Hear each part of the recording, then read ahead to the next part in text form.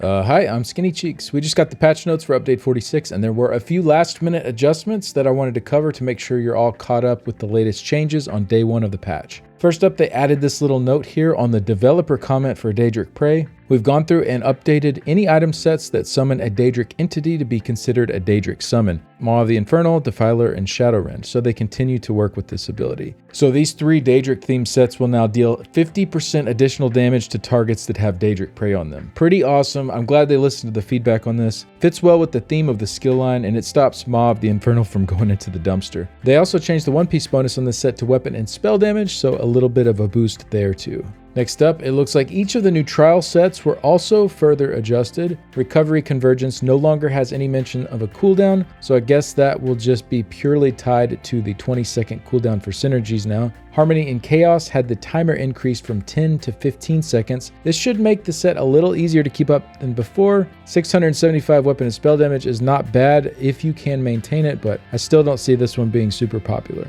Caspian had this line added. Applying a sword increases your damage done by 2% for 6 seconds, stacking up to 6 times. It didn't have a timer before and only relied on swords being up. So if I'm reading this correctly, with multiple targets, you can stack and maintain a 12% damage done increase as long as you don't go 6 seconds without applying a sword. So this won't work for single target, but anything with 2 or more targets is technically doable, but really 3 or more is when it's probably more realistic to do. Pretty awesome change. I hope that this means the set is more viable than before. Then the tank set, Dolores Arena, had the description changed a bit, and it looks like it now applies the armor debuff for 5 seconds. This does give you a little wiggle room to drop block now with the set and maintain that armor debuff.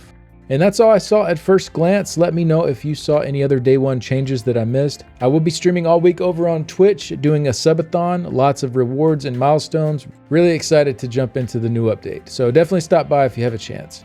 But that's going to do it for this one. Thanks so much for watching. Shout out to all the Patreon and YouTube members, and a special thanks to these folks here. Couldn't keep doing this without you. I'll see y'all in the next one. Bye.